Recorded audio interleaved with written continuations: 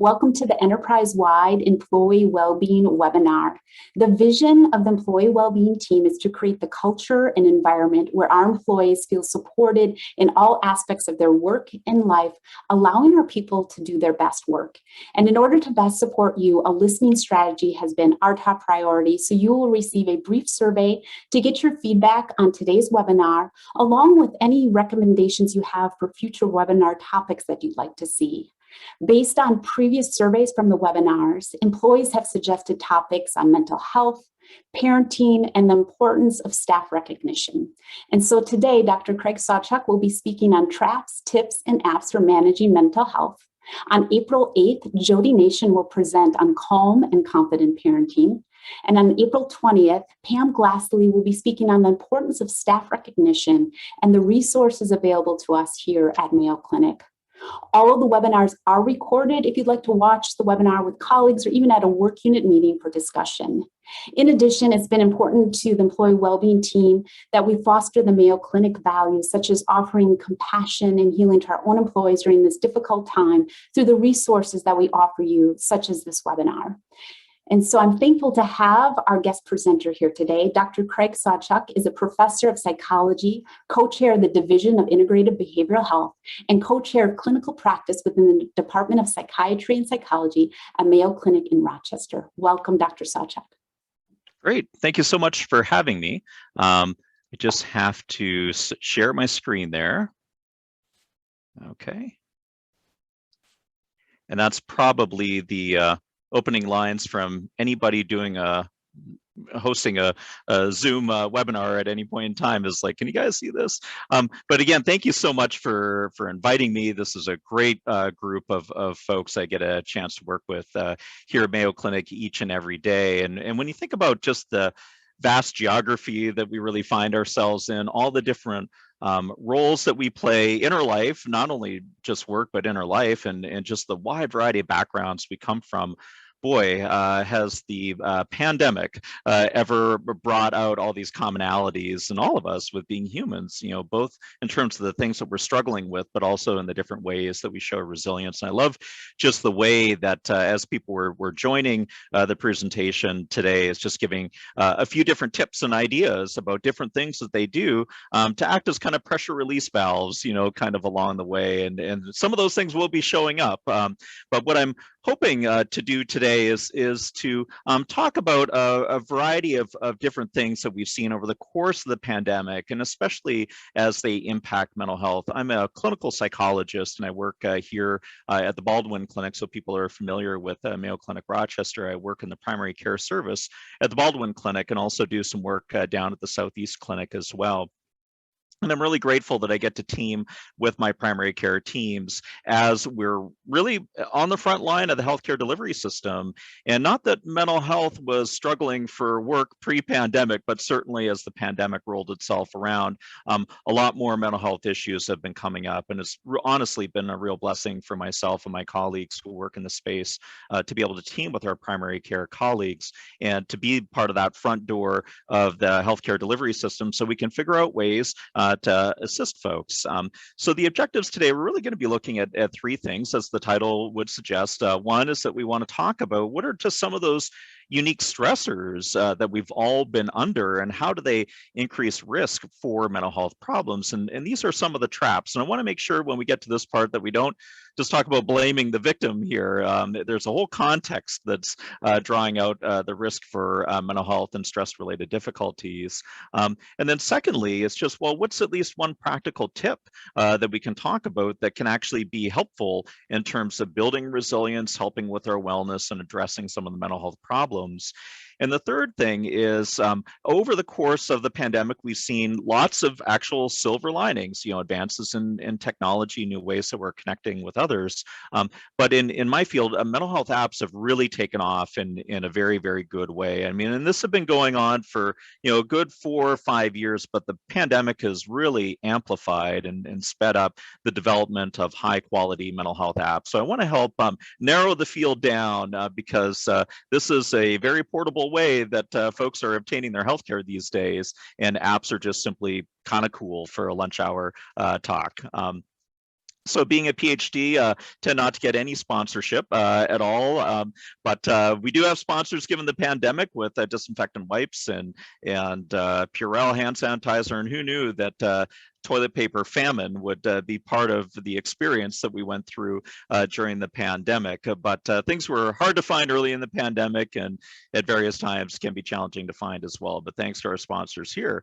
And who knew that Sting and the Police back in 1980, so 40 years ago, were so prophetic, to the future. Great song off the album, Don't Stand So Close to Me.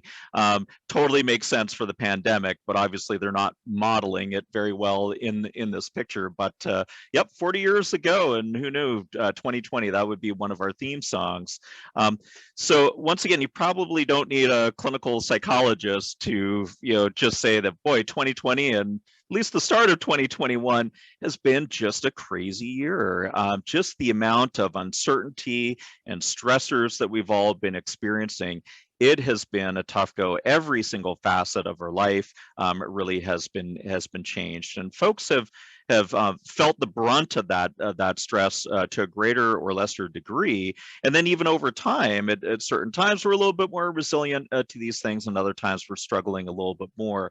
But I think this is one of the things that's really helped us all to recognize the humanness in all of us, that it's been tough. It really has been. However, there are things that we can do. But I want to start off by talking about the nature of stress. We all know what that is. When somebody says, like, I'm really stressed, we know exactly what they're talking about.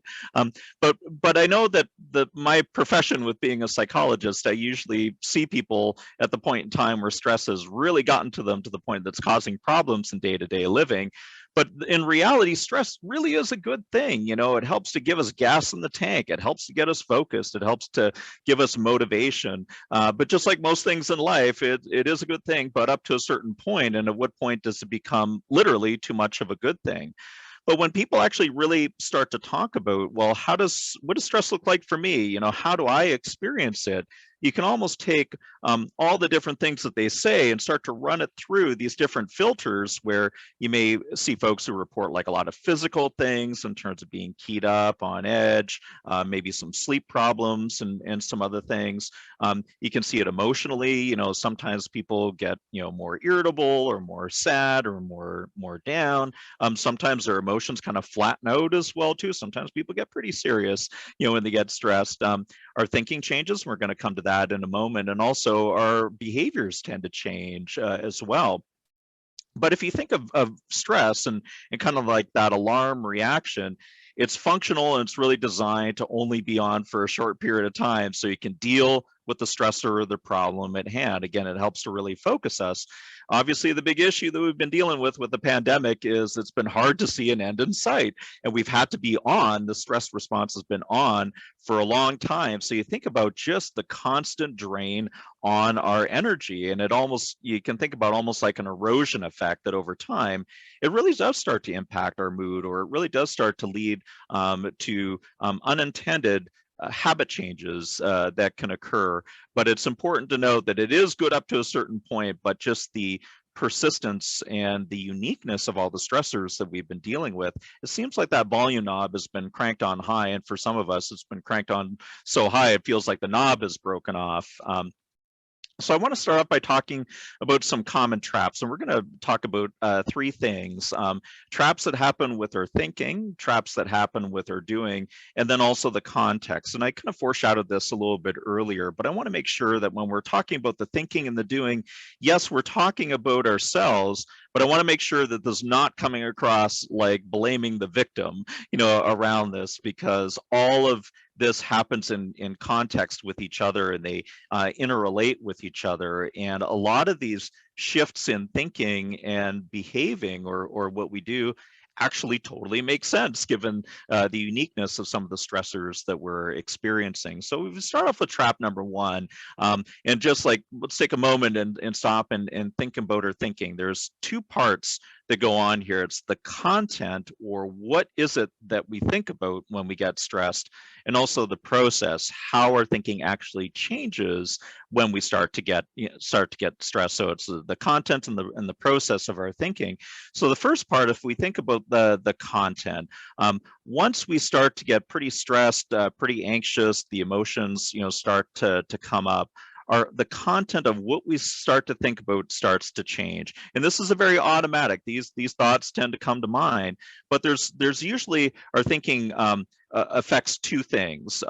One is it focuses in on the nature of the threat.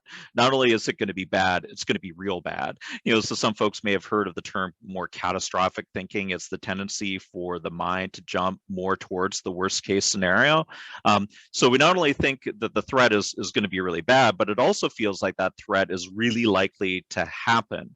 So changes in content go after the nature of the threat, thinking more catastrophically, more worst case scenario, and then also thinking like those worst case scenarios are likely to happen. It feels like walking on a minefield.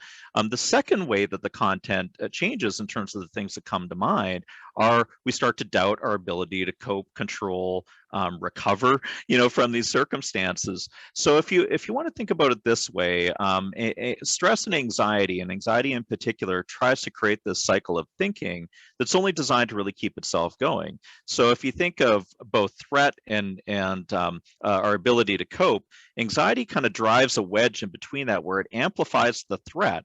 So again, more catastrophic worst case scenario feels likely to happen, and at the same time starts to doubt our ability to cope, control, recover, deal with the circumstances.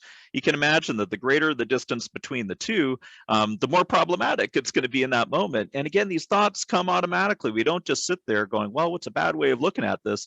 The thoughts just show up, and especially they can show up during inopportune times, like during quiet times when we're trying to go to sleep at night, those restorative times, or when we're trying to hang out with our family or with our kids. These thoughts can actually be intrusive, or in some more difficult circumstances, it's almost like the mind develops a mind of its own. But a change in content is really important. There's also a change in process, and this is at the level of information processing. And there's three types of information processing biases that come into play. And again, these are really, really automatic. So one is what's called an intentional bias.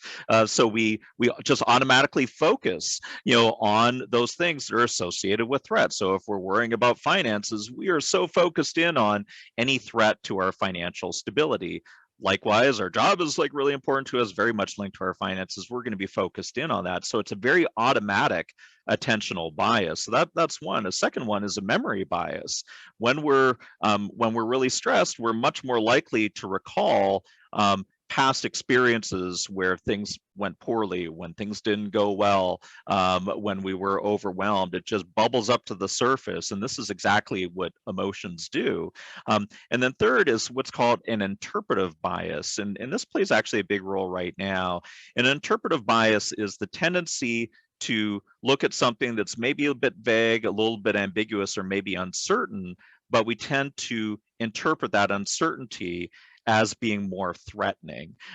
So that's one of those things where we think of attention, memory, and then also our interpretive biases. These things happen automatically under conditions of stress, and especially prolonged stress. So it's almost like the brain gets primed. The good thing, though, with good treatment and engagement and wellness related things, and we'll talk about some of those pathways in a little bit, that these things also can improve as well too. Our content becomes more flexible, our process starts to change, but we have to put effort into it. And I think that's in particular, it's like, where are we putting our thinking?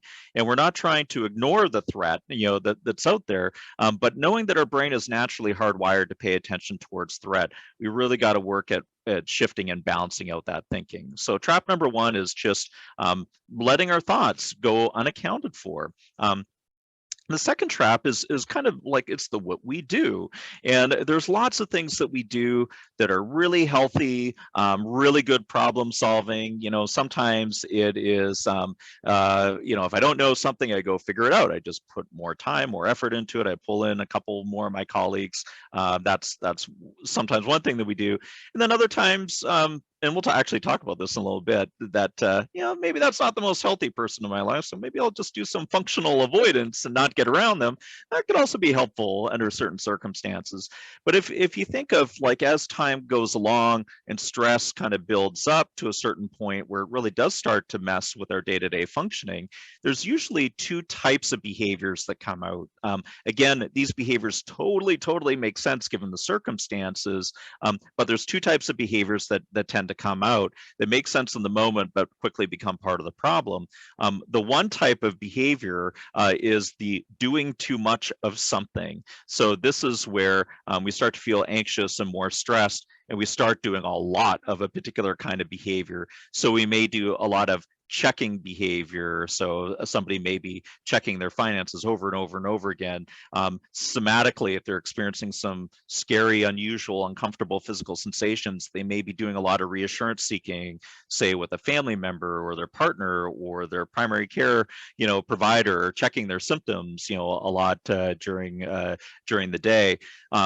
People that maybe struggle a little bit with more obsessive compulsive behaviors like checking and washing and other things, we might see this too much of something kind of behavior. But then the other kind of behavior that can come out that totally makes sense, but it can become part of the problem, is the not doing enough of something kind of behavior. And that's where we see this avoidance and withdrawal coming into play. And if we think, as stress kind of mounts up, and we start to feel more weighed down to it, a lot of times, you think about almost like how depression works. It's like it zaps our energy, it zaps our motivation. Things don't seem to be as interesting.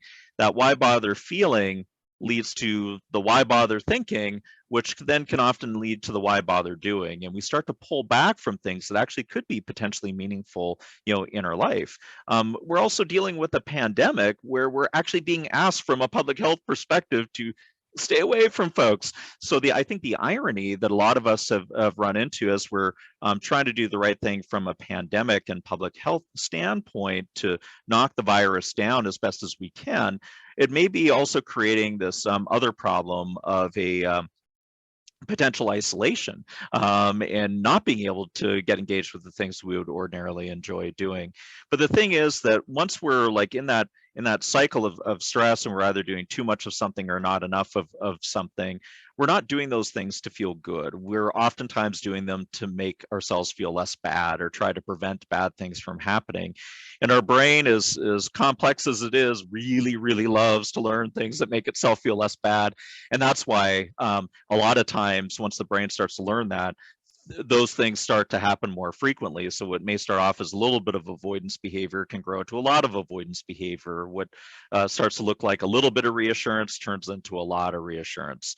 But again, when you take a step back and you look at how stressed folks are, some of the worries that they have, it totally makes sense how we get caught up in doing this. And again, it's not on purpose that we find ourselves in this trap of doing things where it feels like we're coping with our circumstances, but it actually may be getting in the way of being able to move forward.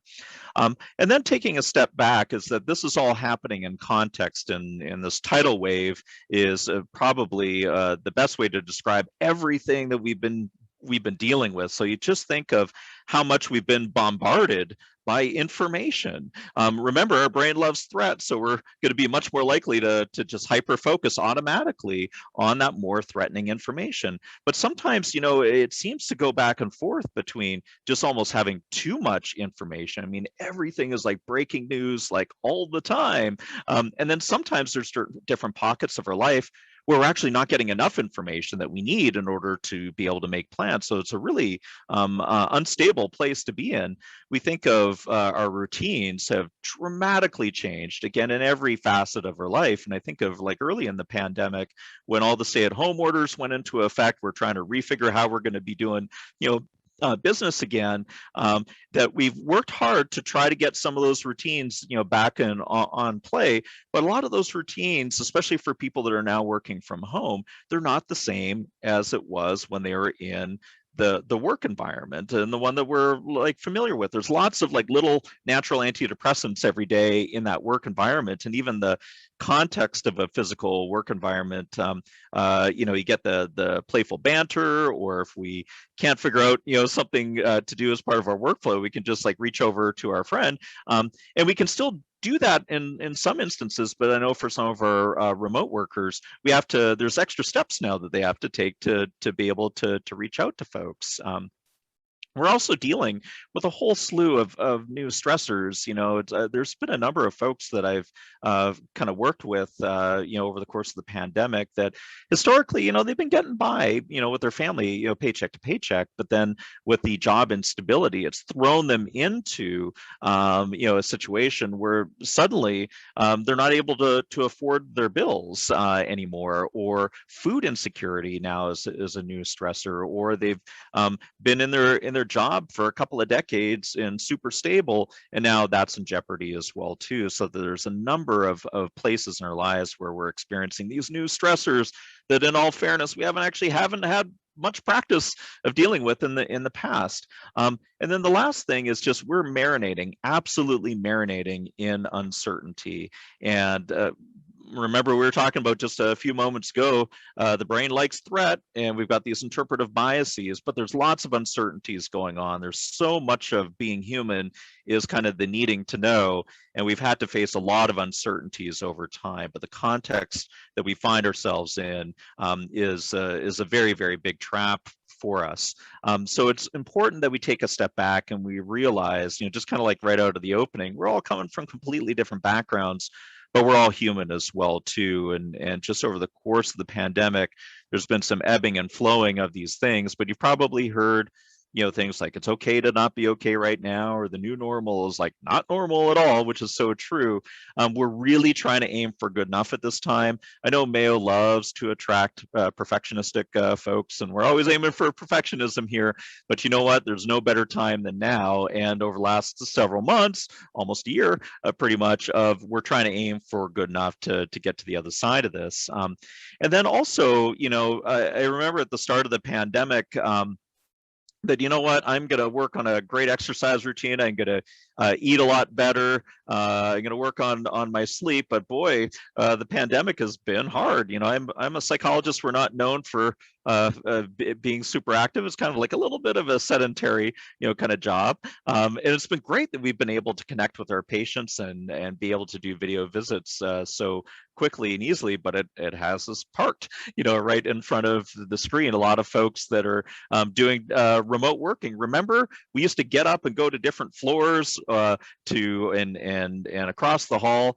to meetings. They're like little micro bursts of activity. Now all the meetings are coming to us, by Zoom. So it's efficient, it saves some commute time, but it may have led to these unintended and unhealthy habits that have come across.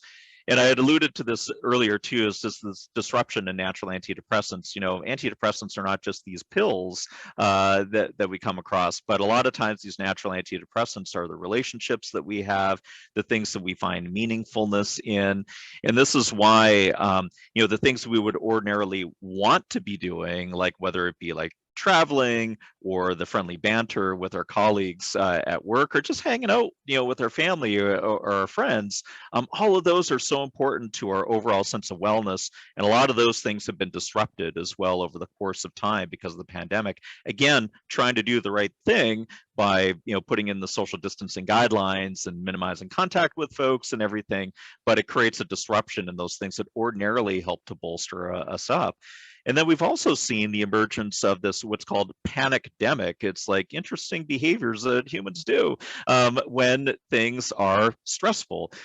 So the biggest example was, who knew we would have that toilet paper famine? And even folks sometimes going to the store and watching people grab toilet paper if it was there, maybe they didn't really need it, but they felt that they really did, and they needed to stockpile. So we see the stockpiling things, and this isn't only happens, during this pandemic. There have been other, times that we look around the world where there's been some economic, challenges and some uncertainties. These kinds of behaviors actually tend to come forward, these panic-demic behaviors.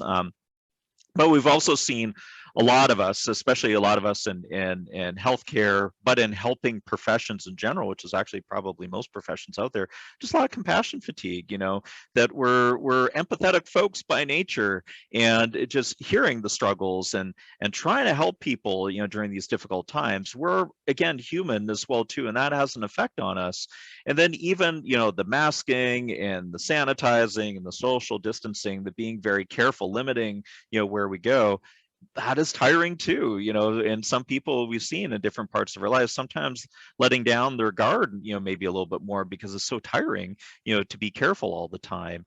And the last thing I want to talk about with being human, during the pandemic, is that there are two things that are usually really helpful for us during difficult times in our lives. One is having a light at the end of the tunnel, knowing that, okay, I just have to get to this point, and then I'll be done with final exams. I'll be done with this, a big stretch of work. But having a light at the end of the tunnel helps us to keep going. And the problem with the pandemic has been that that light has been faded at best and kind of keeps moving. However, more recently, with the therapeutics coming out, the vaccines starting to get rolled out, the rates going down, those are good signs. So we're starting to get a little bit more of a light at the end of the tunnel. But then this other thing that oftentimes helps us during difficult times is the lily pads, the things I have to look forward to. And this is like, again, travel, taking vacations, taking time off, getting out of the area. Our brain loves novelty, and it's been hard to do that. So and even sometimes some of the small things, like getting a chance to go to the local pub, with your partner or your family member or some of your friends. A lot of those things have been put on hold, and granted, folks have been like really creative to try to look at different ways of getting those things reconnected, but not having a light at the end of the tunnel and difficulty having things to look forward to has been challenging. So we think about all this kind of wear and tear and the mental health impact. And I think it's important that as we look at the mental health needs as time goes along, what we're seeing now may not be what we see later. We're all hoping, and I think we have really good confidence, the pandemic will come to an end, the physical part, but the mental health part, the social implication part, that's going to actually carry forward as well too. So the types of needs that people may be needing now may not be necessarily what they're needing later. So we have to make sure that our healthcare delivery system is also built to be flexible, as well. But we also think that the mental health consumer has really increased, because we think of when the pandemic hit, there were already people who are actively involved in their healthcare. We had to move to make sure that they're getting reconnected. People that maybe had sought mental health care at one point in time and actually been doing pretty well with it. The stress and the strain and the other challenges of the pandemic has pushed them back into seeking services again, which is good. Then you think of folks that are subclinical, maybe have had mild to subclinical levels of stress or mood disruption, but they've been making it by, maybe on their own or other things they've been doing. But with the extra strain, that's kind of amplified them into needing to seek services. And then maybe some people who never, have needed to seek mental health services at any point in time, they're now seeking services. So we see this all as a good thing. And really, over the course of the pandemic, one of the things that we've seen is stigma around seeking mental health services has really come down, very nicely. But there's still this need that needs to be met, and there's a larger proportion of folks, seeking care, right now. And I also want to make sure that we identify that not all the landscape is not created equal for folks, not like at all. And social inequities pre-pandemic already set people up for higher rates of mental health problems and difficulties accessing care.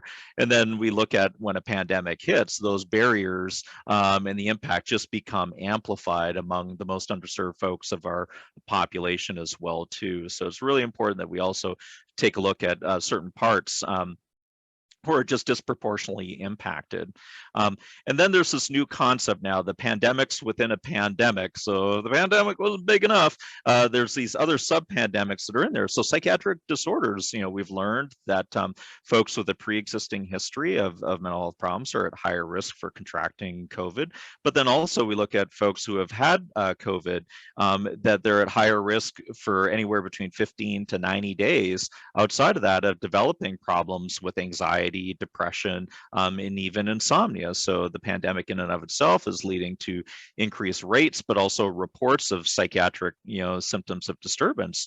We also think of substance use disorders as well too. We are, the opiate, pandemic. There's pre-COVID-19 pandemic that we've been dealing with, but substance use has also increased as well. Stress, isolation, other things like that too. We've seen just like beer and wine sales, going up as well too. That was earlier in the pandemic.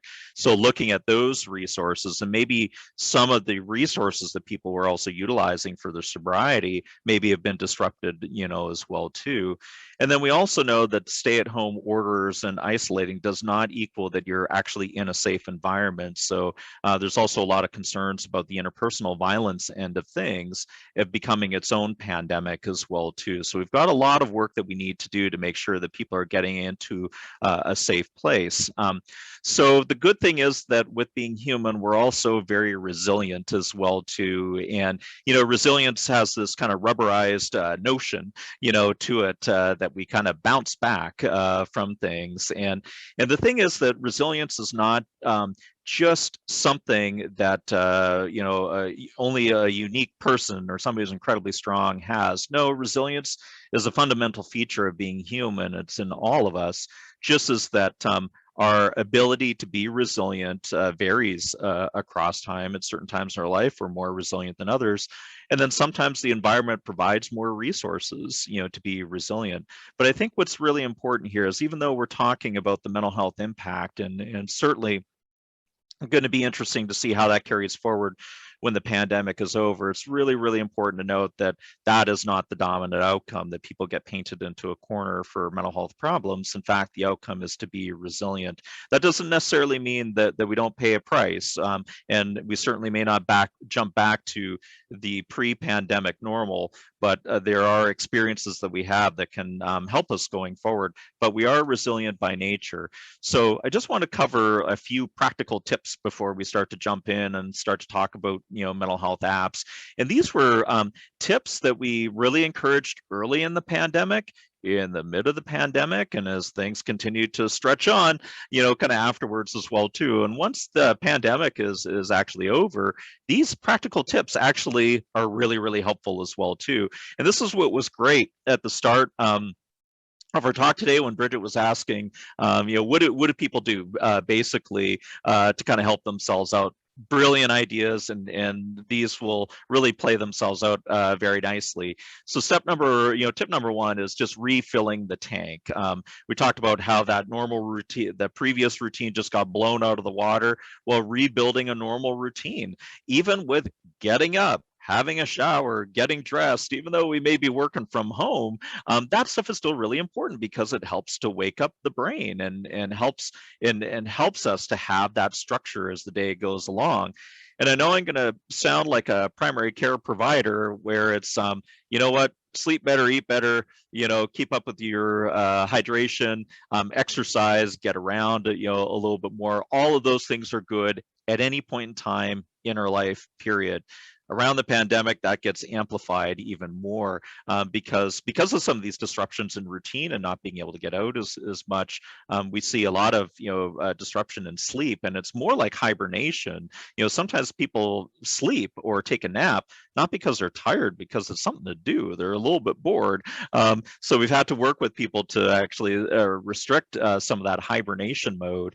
And then this get exercise and move around. That was great when I was when hearing some of the comments that people were putting out. A lot of people are putting walking and getting it out there. Yep, maintain your social distance, and if you have to go to the bathroom, whether it be at home or if you are back in the office, try to take the scenic route, get to a different floor, try to get a few steps in, because being able to get any kind of movement, and even if it's just kind of smattered throughout the day, that would be totally fine as well too.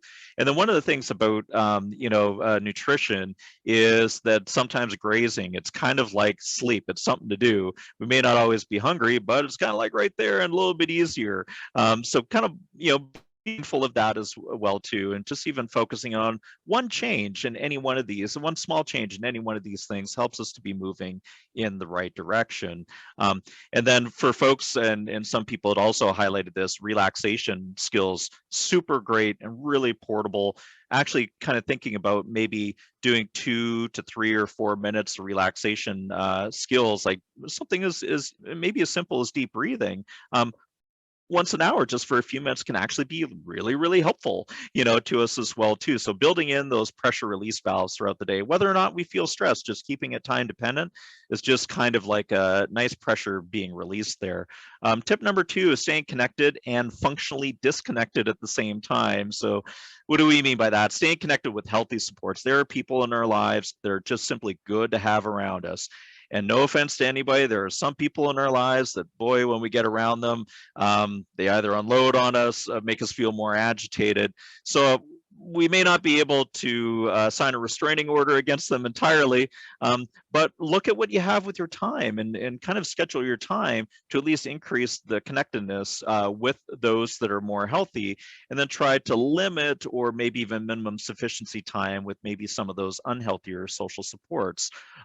We're well into the pandemic now, but we've really had to figure out and try to redefine how we connect with folks, and between using all these virtual types of platforms, that has been like really a gift in so many ways, and I know it's still not the same as the being in person, but that is better than what the alternative would be, which would be to be more isolated. So it's really important that we set those, like whether it be daily goals or weekly goals, to make sure that we're staying connected with those healthy supports. And then also setting limits on media, social media, news, those kinds of things. Remember, it can become too much of a good thing, and usually the behavioral prescription we've been encouraging is 15 minutes to a half hour once to twice per day with the news. That will keep you up to date in terms of what's going on and will help reduce marinating in the threat. There's sometimes some better ways that we can use our time. And then the final tip is actually do what matters. And I think it's really important to not look at this as, well, you just got to get busy. I mean, so many of us are like really busy and maybe overly whelmingly busy, right now, but it's actually getting busy with what, and the things that really matter to us, the things that are in accordance with our values. Say, spending time with my family is can be like such a high value. We may have to like readjust and redefine how we go about doing that, because we can't go about doing that the ways that we normally would. So we may have to redefine what that means, whether it be doing more video things or writing letters or other things like that, to doing online gaming together. I mean, that's been another way that we can reconnect. So really thinking about what are those important values, because it's not surprising that as stress goes up, the first things to go are oftentimes the things that matter to us the most, the things that are like our buffers, for us. So we want to be very conscientious about making sure that those things remain part of our life. So doing what matters. So I'm going to switch gears and get into our third, from traps to tips to now mental health apps, as we've seen this really nice boom in development of mental health apps. And whether we've come across it on our own, the vast majority of people have at least one health-related app on their mobile device. But also, other people that we connect with may be actively using these things. And this slide is starting to get old. Some data from 2018 that there was over 300,000 health-related apps, and over 200 were being developed per day, and 90 million downloads happening. And the mental health content, it used to be about 10,000 were out there. Now it's easily around 20,000. Like I said, during the course of the pandemic, the number of apps that have come out with mental health content has been incredible. And we always got to remember that just because there's an app out there, we got to wonder, is this evidence-based? Is this actually healthy? And there actually have been some very unhealthy apps that are out there, both from a general health standpoint and a mental health standpoint, but we're going to try to narrow it down to at least some of the ones that are good, and where to go to be a good consumer of your app care. I mean, when you take like any kind of app and you rip it open and you kind of look at the guts and the content, you can see all sorts of different functionality with apps. You can see, education and information, and just as the quality of apps have increased over time, you can see this multimodal education. It's not just a passive reading, but now it's like more interactive, or videos, or some of the animation is like so much better now. You can do some self-monitoring, some symptom assessment and tracking it across time, external reminders to actually use the app, and we're going to talk about that in just a second, and the importance of actually using it. And then some additional like skill building and coaching and support, and some other more sophisticated apps can have like in the moment assistance available, and even for crisis intervention. So you'll see that a lot of the apps, they'll utilize all these different components to really help not only market their app, but also help to drive some of their outcomes. So if we think of some of the benefits, is that the mental health consumer is changing, the healthcare consumer is changing. People are a lot more comfortable navigating a lot of their life on this. Pre-pandemic, people were doing a lot of dating, using the phone, ordering food, doing our banking, and healthcare is kind of going in the same direction. We think of reducing barriers to care as that we've got a borderless dissemination strategy to get these apps that are out there, especially into underserved areas, but also the cost effectiveness of apps. And most of the apps that I'm going to talk about near the end are free. Good evidence and free apps.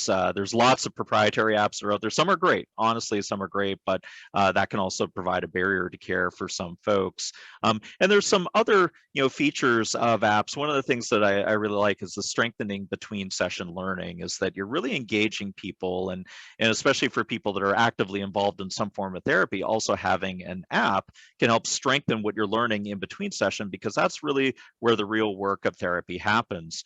So we want to avoid what's called the hot tub effect. This happens in gym memberships, it happens with apps. We download it, and then within the first 3 to 7 days, that's where you see most utilization, and then it just crashes just like that. So what we've learned from the research of apps, how can we promote engagement across time? So different things like accountability, actually having, whether it be a healthcare provider or a colleague or a family member, periodically check up on you in terms of how you're using that app. So having a little bit of accountability can allow it to be utilized over a longer term period of time, and give it more of a fair trial.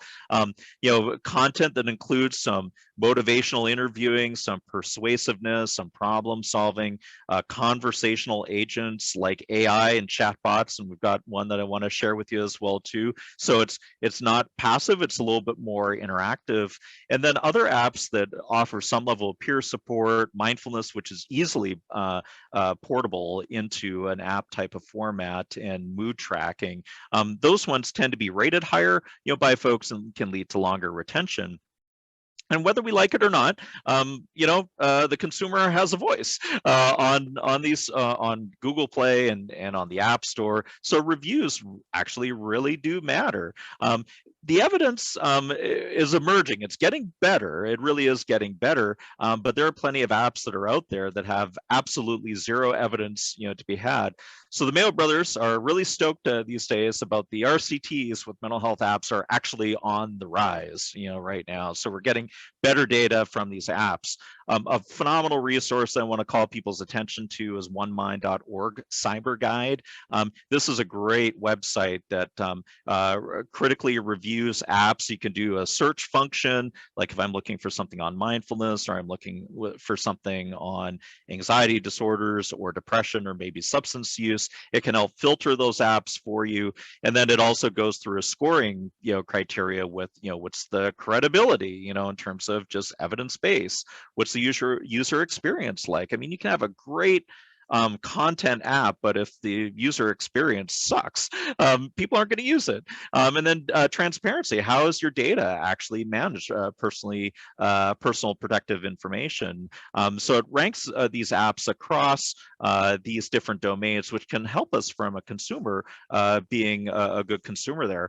So I'm going to wind things up by just highlighting, some of the best apps that are out there. This is by no means an exhaustive list at all, but I really wanted to highlight, especially apps that are free and have some evidence base in the areas of resilience, anxiety, depression, and chatbots.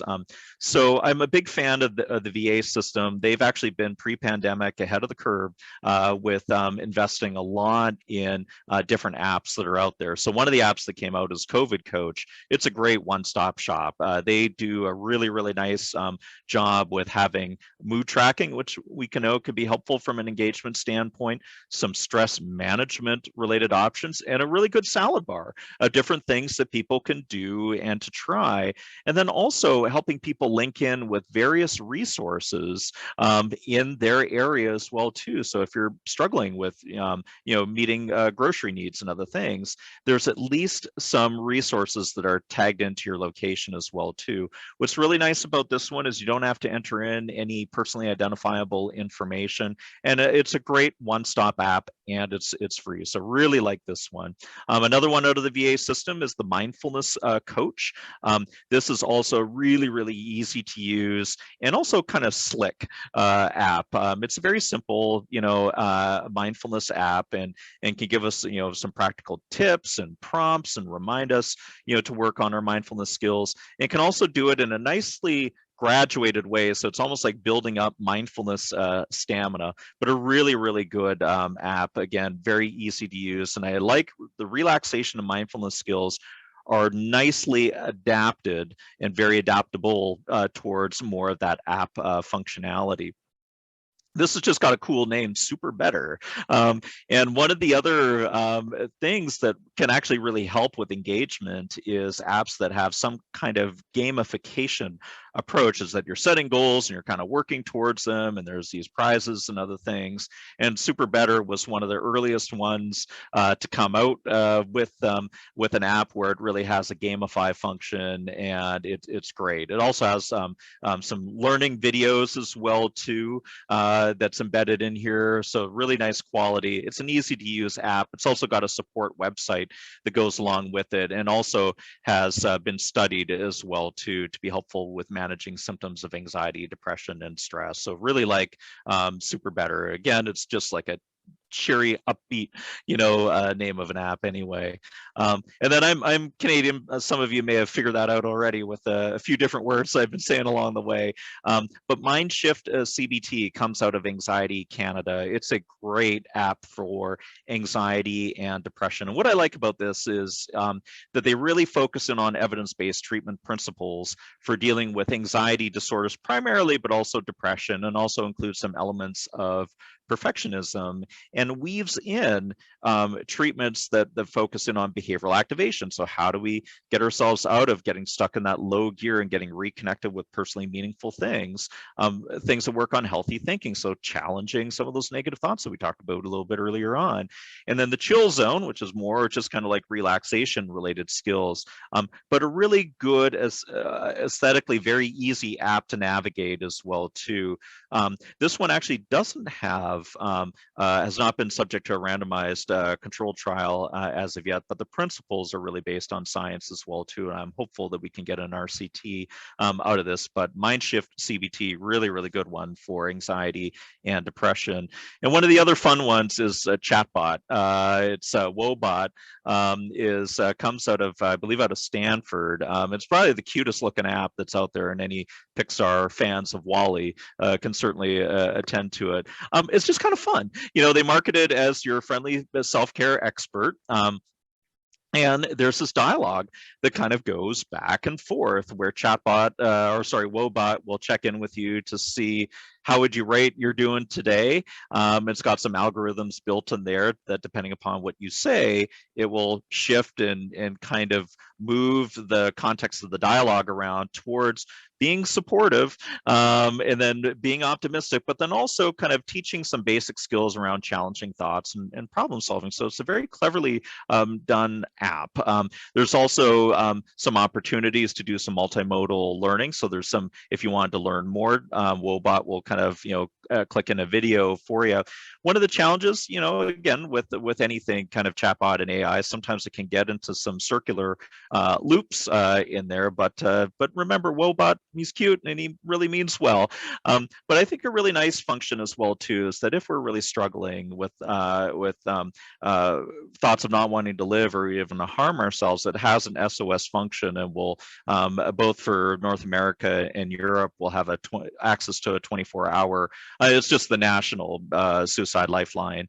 It's got that available, so that actually is really good. But I really like this, and WoBot was really kind of ahead of its time, and I really see, especially given the rapid advancement of technology, that you're probably going to see a lot more of AI and chatbots moving along.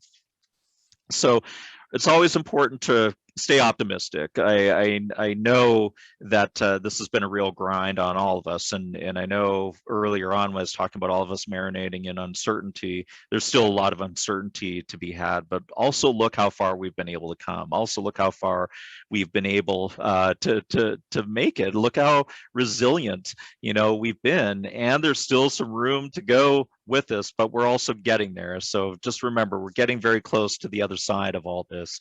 So we kind of kick things off with a song, and we're going to end things off with a song with the Beatles. Great, track right off of Abbey Road.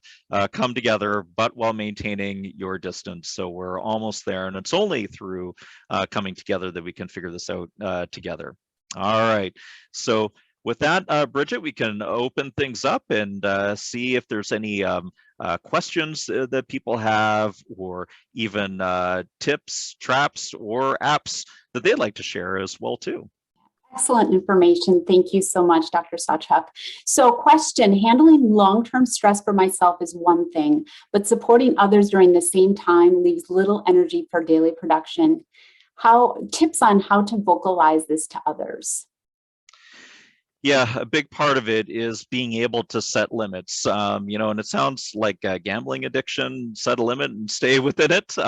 But a big part of this too is we got to be able to self-regulate. We got to be able to know, am I at a position right now where I can be of help to somebody, or, am I in a position right now where I just can't handle this right now? And we can communicate that in a very compassionate way, that I'd love to be able to help you out now, or I'd love to be able to chat with you about this. Can we follow up maybe tomorrow? Can we follow up at a later time? I just got a lot going on, myself right now, and there's no harm in being able to do this. Again, I think not only has the stress gone up in our own lives, but in the people that we're connected with around us as well too. So, and especially among many of us who serve a caregiver role in multiple areas of our life, just the number of caregiving responsibilities have also increased. So we always have to look out for the care for the caregiver, and to kind of know where your own limit is at, and be okay with being able to share some communication skills to maybe delay or push things off for a little bit. Excellent, thank you. And